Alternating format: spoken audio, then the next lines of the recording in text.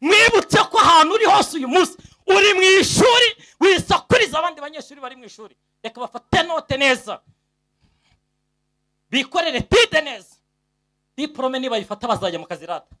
Abantu turi ku ishuri nimufate ikaramu neza na note n'udukayi, nimukererwe ku ishuri. Uyu munsi umuntu wazanye umuntu ku Mana, Imana ikumvire mu izina rya Yesu. Dawidi yanditse ijambo nakunze aravuga ngo unyereke ikimenyetso cy'ibyiza kugira ngo abanyanga bakire bamwari, kuko nabaye wowe Uwiteka ukamara umubabaro.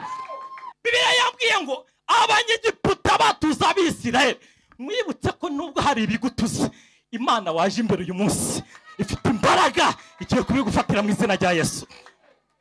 Ngo Abisirayeli baragenda, ngo abanyegiputa kubera marayika yagiye mu magare ngo akura iziga ku magare. Imana igira ibyo kura iziga byatwirukankaga. Haleluya, haleluya. Imana ishimwe. Osi Imana ifate ibyakwirukankagaho ibirohe mu nyanja, ifate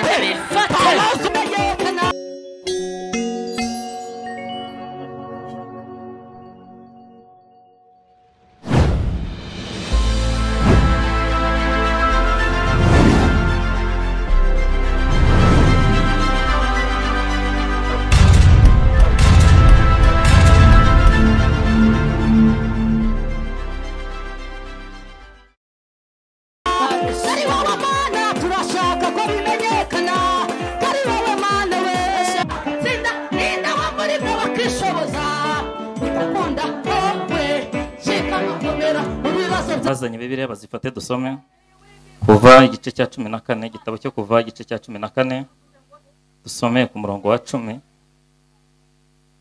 Turasoma ku murongo wa 10 dutaruke dusome 13 na 14.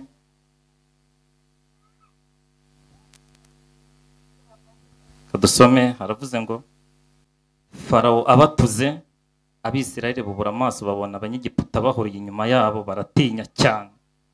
Abisirayeli batakira Uwiteka. Mose asubiza abantu ati mwitinya mwihagarare gusa murebe agakiza Uwiteka rubazanira uyu munsi, kuko abanyegiputa mwabonye uyu munsi mutazongera kubabona ukundi. Uwiteka ari bubagwanirire, namwe mwicecekere. Amen. Ababyumvise mwanyikirije amen. Reka dusome mu kuva igice cya 2, turasoma ku murongo waho wa 24 niho tugiye gusoreza. Tuganira umwanya muto cyane ushoboka, nicare nanjye numve Yesu. Imana yumva umuniho wabo, yibuka isezerano yayo yasezeranye na Aburahamu na Isaka na Yakobo. Imana ireba Abisirayeli imenya uko bameze. Munyikirize mwese ngo amen. Imana ireba Abisirayeli imenya uko bameze. Amen.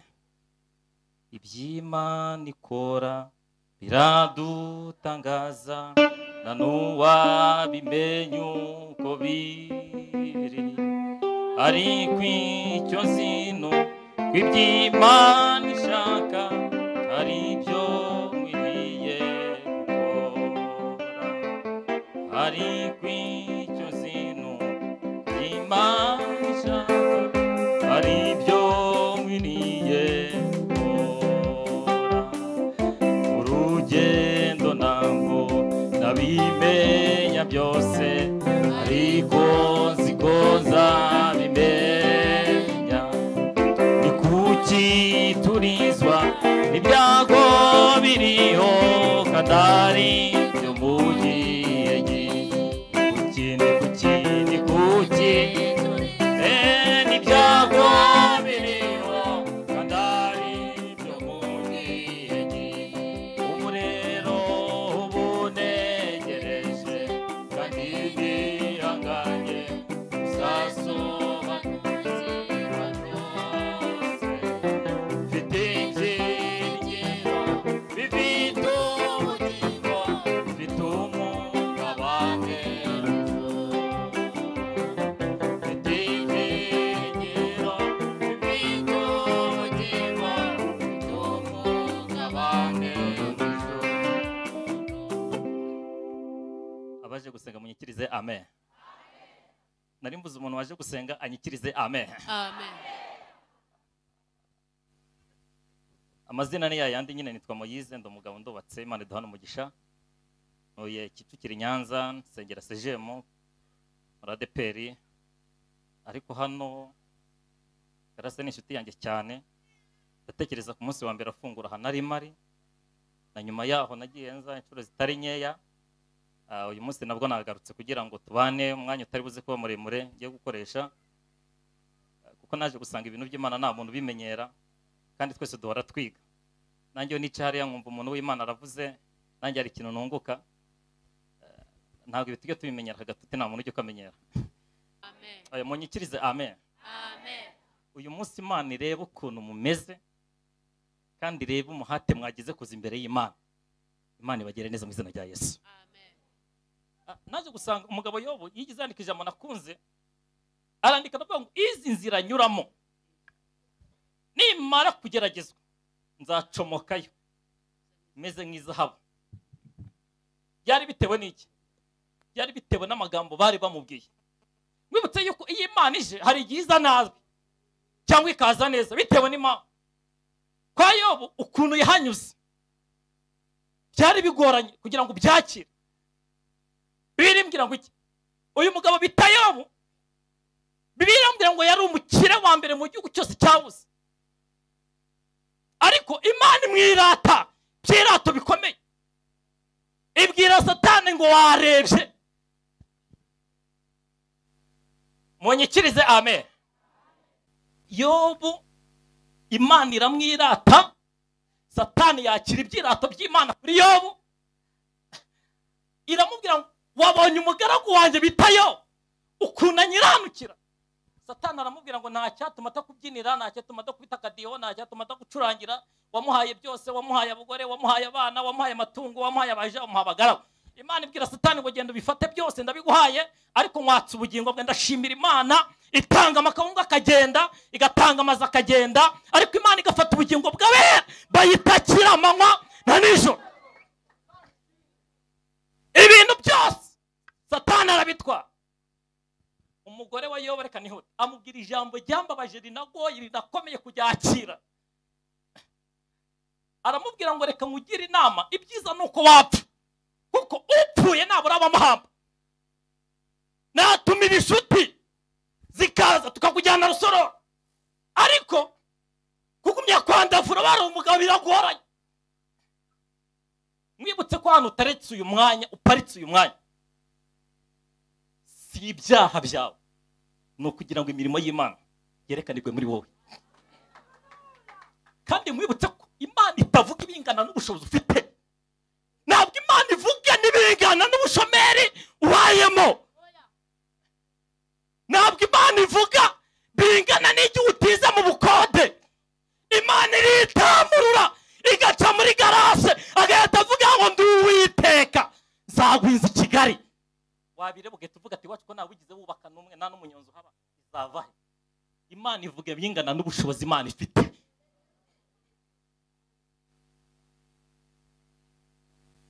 Elifazi, Berudadi bose barasimbuka kwa Yobu, baramubwira ngo ni ibyaha byabiteye, nibyo bituma ukiri mu ivu wishimisha uruyo. Ati ni ibyaha ufite.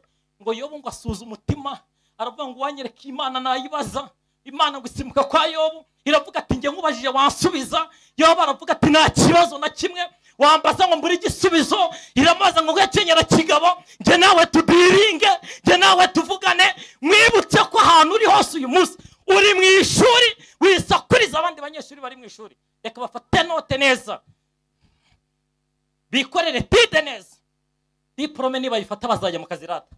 Abantu turi ku ishuri, nimufate ikaramu neza na note n'udukayi, nimukererwe ku ishuri gusa. Munyikirize amen. Oya munyikirize amen. Yobu ngo aravuga ati wanyereka Imana nayibaza. Nta kintu wowe wabaza Imana. Imana igeze kwa Yobu iramuha ngo kenyera kigabo mubaze. Imubaza ikibazo cya mbere, iramubaza ngo n'imijuru n'isi, amaguru y'isi bitereye he? Yobu aravuga ati muri siyanse yose nizi, aho mbonye zero, ntacyo nigize niga. Menya barakije professeur njye nasotse. Kibazo cya kabiri kwa Yobu, iramubaza ngo kwa abantu vango barapfuye baragiye. uko amagufa y'umwana aterana mu nda nyina. Urabizi niba ubizi ngaho subiza.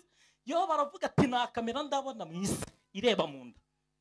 Kandi igihe tujya kwa muganga ababyeyi batwite bavuga ngo uzabyara umukobwa, mu kanya gatubyara rotipe afite umutwe.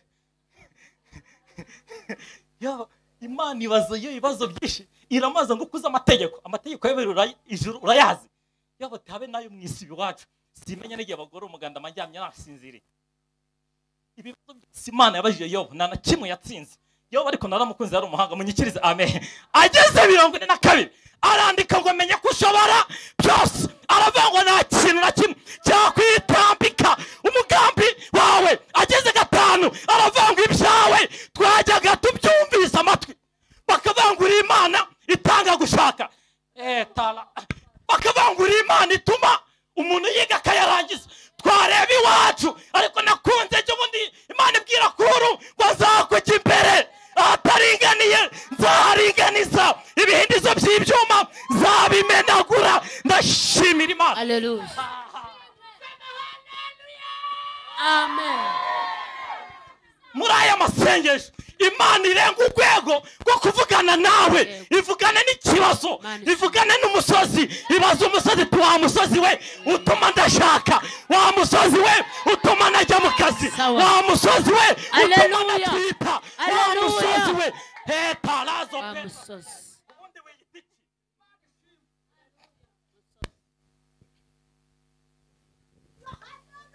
Imana yumva umuntu w'Abisirayeli bari mu buretwa kwa Farawo, ngwira wumva urazamuka. Reka nkubwire, hari igihe urira bikarangira, ukaboroga bikarangira, ukagera ku rwego uniha ukibaza Imana yagiye.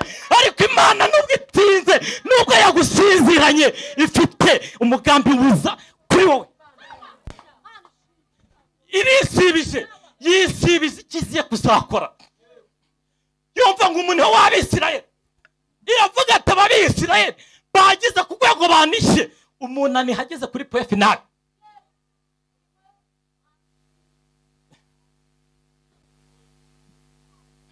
Uyu munsi umuntu wazanye umuntu ku Mana, Imana ikumvire mu izina rya Yesu. Dawidi yandikije ijambo nakunze aravuga ngo unyereke ikimenyetso cy'ibyiza kugira ngo abanyanga bakire bamwari, kuko nabaye wowe Uwiteka ukamara umubabaro.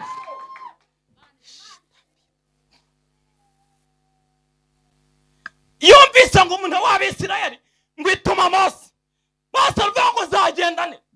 Farawo ko muzi ni umunyamaboko arakomeye, nzajya imbere ye mubwira iki? Iramubwira ati genda uzamubwire ngo ndiho. Asifiwe Yesu. Umubwira ati ndiho yakuntumyeho. Mose nawe ngo arangije aravuga ati nanjye reka ngende. Farawo narereweyo, kwa Farawo ndahazi, inguni zose ndazizi, ibintu bakoresha byose ndabizi. Mwanyikirije amen. Mose ngo agere kwa Farawo ngo akora ikimenyetso cya mbere. Mose ngo akora ikimenyetso cya mbere, ngo agenda yitwaje agakoni. Ngo ageze kwa Farawo Imana iramubwira ngo karambika hasi nkwereke. Mose ngo akarambika hasi gahinduka inzoka. None ngo Farawo abirebe aravuga ati uyu muhungu noneho yarazezengeye. Uyu mutipe ko nzi ko arerewe ahangaha, amata ye hano yamukujije, ibindi bitangaza zanye. Ngo Farawo hitamagaza abahungu ye mu gikari, avuga ati shani muze hano. Ngo bapfumu n'abakonikoni baraza, ngo barebe ibintu Mose koze.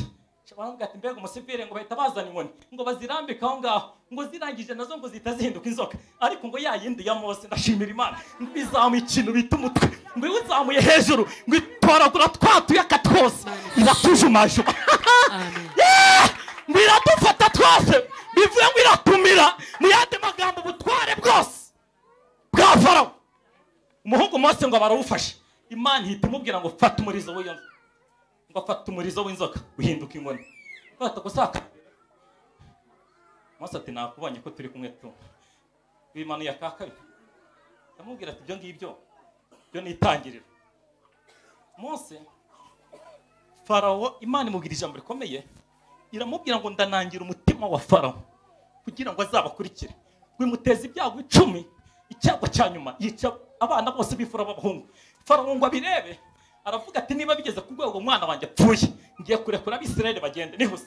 Ngo Abisirayeli bakigende, ngo Farawo aravuga ati ntabwo twareka Abisirayeli ngo bagende, kandi mwibutse ko Abisirayeli bava muri Egiputa imana yarababwiye ngo ntago mwagenda gutya gusa mwakoze uburetwa ngiye kubahemba. Irangije ibwira abanyisirayeli bose ngo buri wese ajye ku nshuti ye y'umwegiputa amutira ifeza n'izahabu. Mu gitondo asife Yesu, mu gitondo tubijyane kuko nitwe twabiruhiye. Farawo ngo abyuka asanga bose baciyeho mu gutango baragenda. Farawo ngo atunganya amagare ngo arangije ngo arabakurikira. Birambwira ngo bageze ku nyanja itukura, munyikirize amen, ngo bageze ku nyanja itukura. Bibiliya yambwiye ngo abanyegiputa batuza Abisirayeli.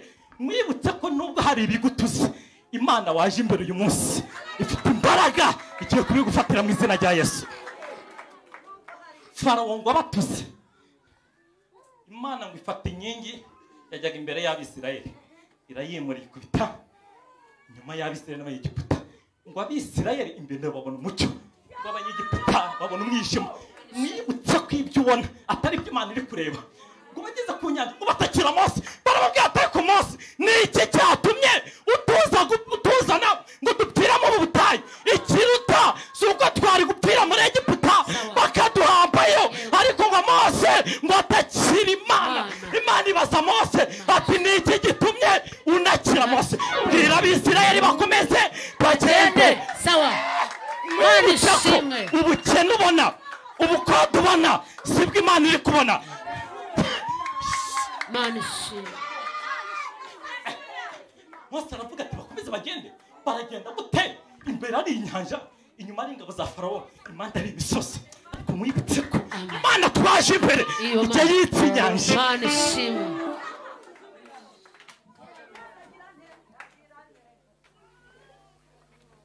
Imana ibwira Mose ati wibuke yuko ubutware bwa Farawo ubufite mu kiganza. Ndashimira Imana ko hatwaje. Imbaraga z'abarozi turazifite. Hallelujah. Imana utaraza nababwiye ngo Imana irenga urwego rwo kuvugana na Moyize wazagukenanga. Ivugane n'isoko y'ikibazo gituma Moyize atakira umugisha. Imana ishimwe.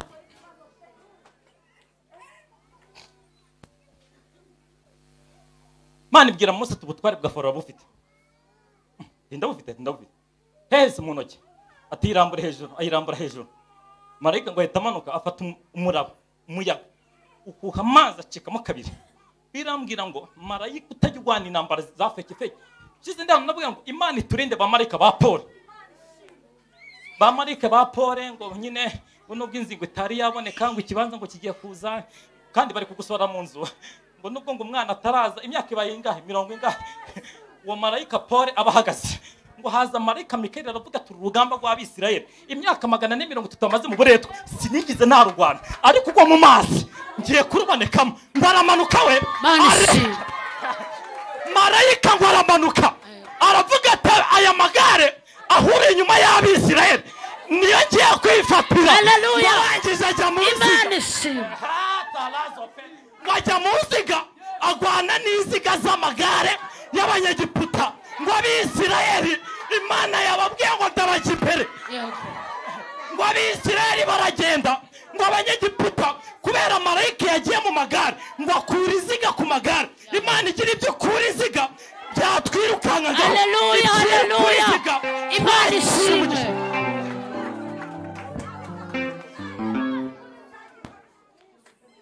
Birambwira ngo Abisirayeli ngo wanyuma yaravuye mu mazi, ngo umwegiputa wanyuma ngo yarayakandagiyemo. Imana ibwira Mose ngo sinababwiye ngo ndi bwiheshereze icyubahiro kuri Farawo n'amagare ye cyose. Hindukira. Mose arahindukira, tirambura akaboko hejuru y'inyanja. Akurambura hejuru y'inyanja, umuyiraba urasubirana, amazi arasubirana. Afata Abanyegiputa, afata amagare y'Abanyegiputa ngo ayatsinda mu mazi. Ngo Miriyamu atera indirimbo araririmba. Ifarashi n'uwo yari ihetse yabiroshe mu nyanja. Yabiroshe. Uyu munsi Imana ifate ibyakwirukangagaho ibirohe mu nyanja bifate Bifate. parazo pe Haleluya. Imana ifata ibyo byose. uricaye ibirohe mu nyanja cyangwa ntibirohe mu nyanja oya ibirohe mu nyanja cyangwa ntibirohe mu nyanja ababyizeye tuzamura haleluya turashaka ko bimenyekana ari wowe mana turashaka ko bimenyekana ari wowe mana we amashyirahamwe turetse turashaka ko bimenyekana ari wowe mana turashaka ko bimenyekana ari wowe mana we Turashaka ko bimenyekana. bimenyekana Turashaka ko bimenyekana. haleluya turashaka ko bimenyekana ari wowe mana turashaka ko bimenyekana ari wowe mana we haleluya n'amashyi ndi kumva amaboko yagiye he amaboko turayakeneye amaboko amaboko turayakeneye aya maboko ntabikoze ko abaye mutobe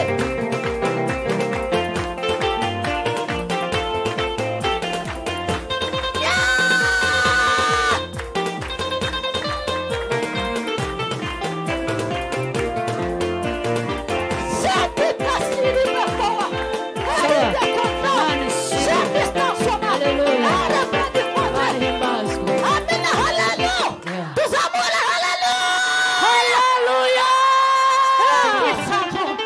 fata mu kiganza cya mugenzi wawe mufata mu kiganza wicaye umwihorere umuntu wicaye ntabwo bamuhanurira yicaye uririmbyi yaravuze ngo ibyo kurya birya abarambije abantu barambiwe batashe iyo ushaka gushingira umugisha ugera kuri cya giti cyari cyaragutambutse Amen. warangiza ugasoroma Amen. abantu turi kumwe tuzamura haleluya haleluya mufate mu kiganza wamufashe mumbwirire ngo iri jambo urimubwire neza mubwire ngo ubwami bw'Imana buze ongera ubisubiramo mubwire ngo ubwami bw'Imana nibuze ahantu ubwami bw'Imana bwageze abatabyaraga barabyara ahantu ubwami bw'Imana bwageze ingumba zibarekoze ahantu ubwami bw'Imana bwageze abashonje turarya ahantu ubwami bw'Imana bwageze abatahabwaga ijambo turaribona ahantu ubwami bw'Imana bwageze Hallelujah. turahanura bigakunda Hallelujah. zamura haleluya haleluya ko ubwami bw'Imana buze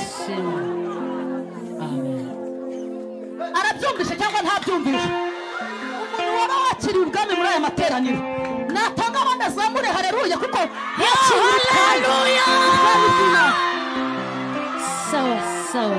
ubwami bw'iki Bw'Imana. ubwami bw'Imana iyo bwamanutse ku bakobwa barashaka ubwami bw'Imana bwamanutse abasore barubaka ubwami bw'Imana bwamanutse abambaraga ubusa turambara Amen. ubwami bw'Imana bwamanutse ubukodira bwishyura wongera umubwire ngo ubwami bw'Imana buze turongize jama ubwami bw'Imana iyo bwashye ninde muri mwe wakirwanirira tsinda ninde muri mwe wakishoboza bigakunda ninde muri mwe wakirwanirira tsinda ninde muri mwe wakishoboza bigakunda wowe shika makomera mu bibazo byawe wowe byawe hangana bya Yesu ni ku murongo sawa bya Yesu